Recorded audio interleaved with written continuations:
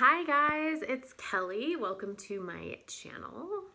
Today we're doing something a little bit different. I'm not showing you any perfumes. We're not talking about any perfumes. We are talking about something that I feel like needs to be talked about. So I hope you don't mind the sort of casual floor chit chat today. I'm gonna drink some coffee while we talk about this and cold brew because can't live without cold brew. And yeah, let's talk about this. Also, apologies, I don't know why my pit bull is like super whiny right now, and he just like came up here and just started whining as soon as I started filming. Stuart, do you want to come over here and be in the video? Stewie, come here.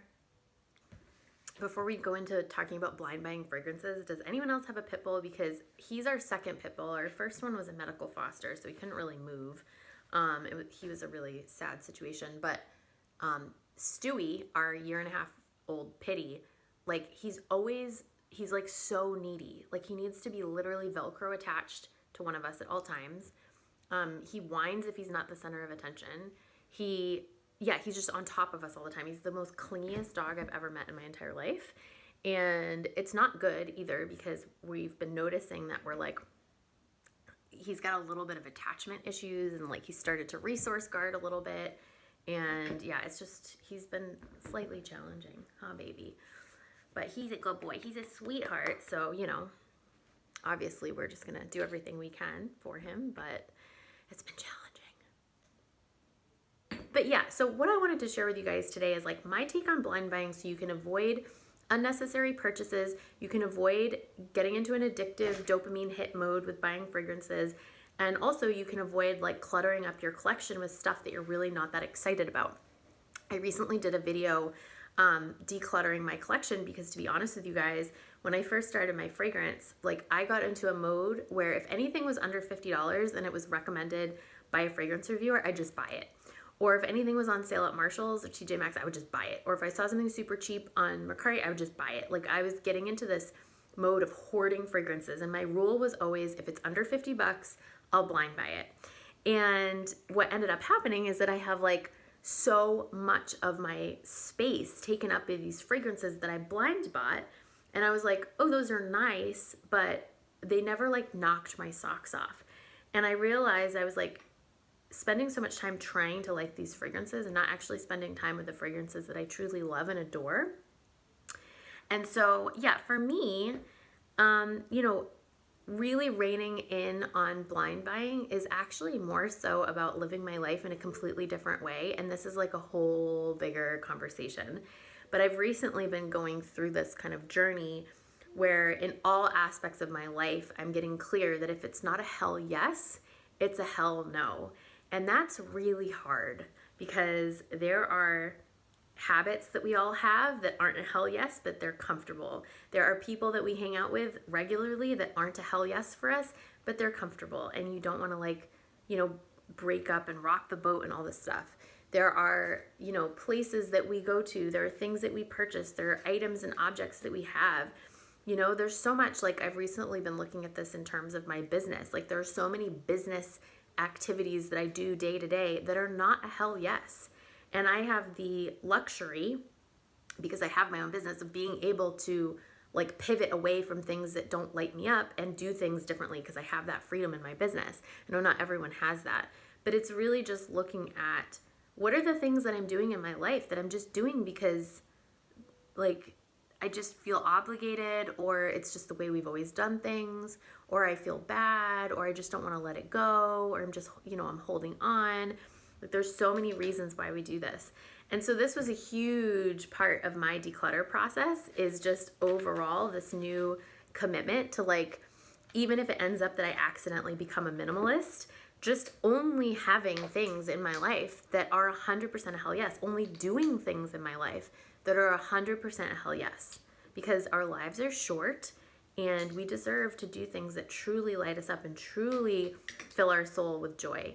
And that spills over into your fragrance collection. You deserve to only have the best of the best in your fragrance collection. Now, of course, if your whole thing is to collect fragrances, disregard this video or keep watching because I have tips on how to actually blind buy in a better way.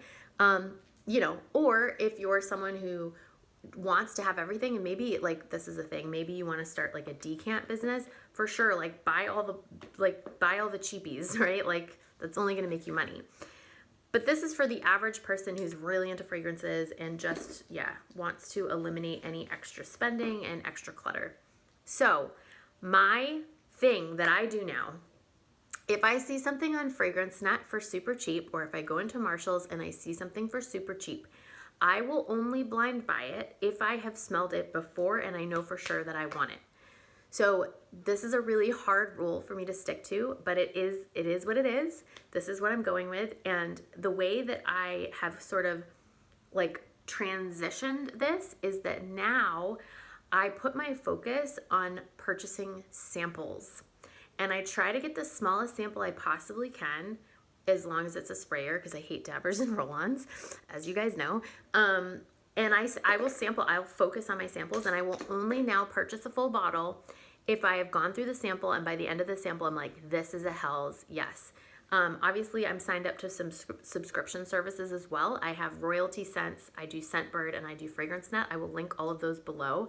I am not affiliates of those. I'll just link them below so you can check them out. I love getting decants once a month from them. So like, obviously it takes a little bit longer to get through a decant, but the rule is always, if I get to the end of the decant or the sample and I absolutely love it, I'm like, oh my God, I can't be without this, then I will get a full bottle. If I get to the end and I'm like, I really like this, but I'm not 100% sure yet, I will order another sample or another decant of it. I will not buy a bottle unless I'm 100% hell's yes. Okay? I know this is obviously going to change when my channel grows and I start getting PR and, things like that. Yeah, so that is my kind of thing on blind buying, is that I will only now blind buy. I'm not really, I guess it's not even a blind buy, right? Like I'm just no longer blind buying. I will make a very, very rare exception on blind buying, where if this is a fragrance that I've heard so many people talk about, and I've read all the reviews, and I've looked at all the notes, and I am 100% sure, after tons and tons of reviews, after tons and tons of YouTube reviewers talking about it, after looking into the notes, if I'm like 100% sure that this is going to be a hit for me, I will blind buy it if it's under $100. So I think personally, you're going to spend less money in the long run, and you're going to get a more curated to you collection if you focus on samples and decants versus full bottles. Obviously, you're blind buying samples and decants, so you kind of are still blind buying, but you're able to get more for your dollar, and you're able to, test them more quickly, and you're able to, you're able to experience more fragrances at once doing it that way. So I'm a huge advocate of buying samples and decants versus blind buying cheap perfumes. That's just me. The other time that I would blind buy something is if I was super into either the brand or the collection, right? So an example of this, like if you're super into Ariana Grande, her fragrances, like that the DNA is kind of similar from fragrance to fragrance, right? I haven't smelled the new Cloud Pink yet, but I have heard that it's a little bit different from the other clouds. So, I mean, you might not always like win with this method, but if you generally love a house, and, I would say if it's under $50, but like, obviously if you've got the money and like the bottles are like $200, spring for it, right? Generally you're going to know what your favorite houses are. You're going to know like what's more likely to be a hit for you. Another example would be Kylie. Those I feel like have become sort of collector items, right? So if you generally love Kylie fragrances and they launch a new one, especially if it's a limited edition, if you've got the money, maybe blind buy it.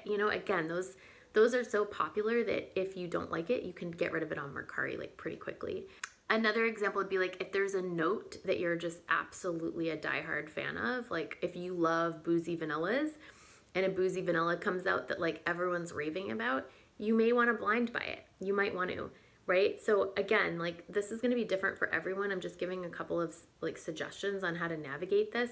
But my main point is, unless you're like planning on building out as huge of a collection as you can, or unless you just have $1 million in the bank and you don't mind like having a whole separate room for fragrances, Or if you're one of those people that like, you're just like, well, I'll just decant it or I'll just resell it, whatever.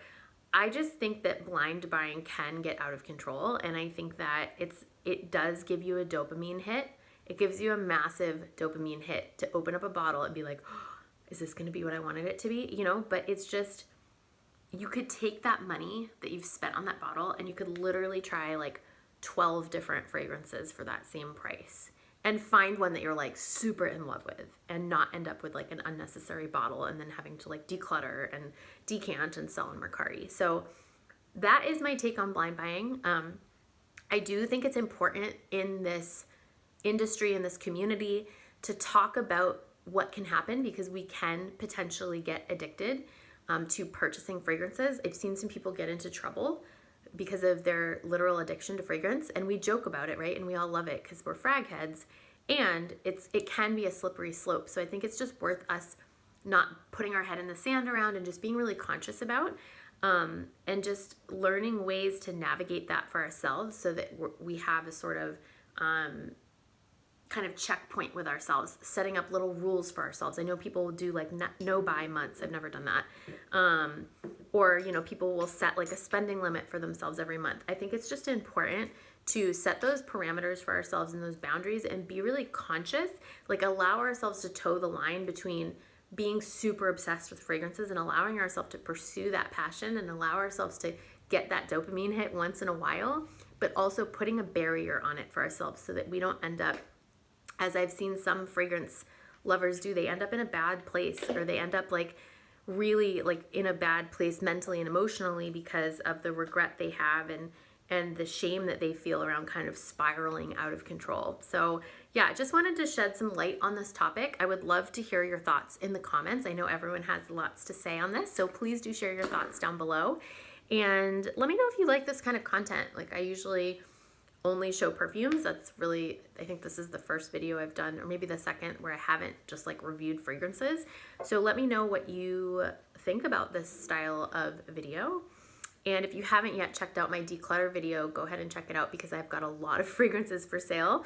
And again, don't blind buy anything I put up there. I mean, maybe samples and decants you can blind buy, but I would only recommend purchasing full bottles if you know for sure that you love it. Or in the example of like, I've got Dolce Garden up for sale. I've got Adam Levine up for sale.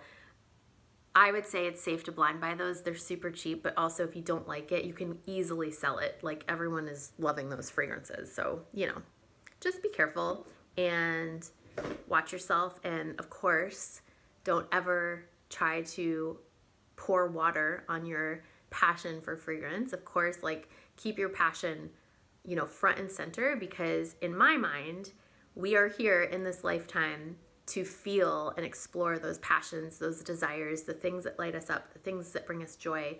And so, yeah, it's important that we keep that fire burning bright, not to sound cheesy, and any way that we can support ourselves so that we have longevity with this fragrance obsession, I think is really important.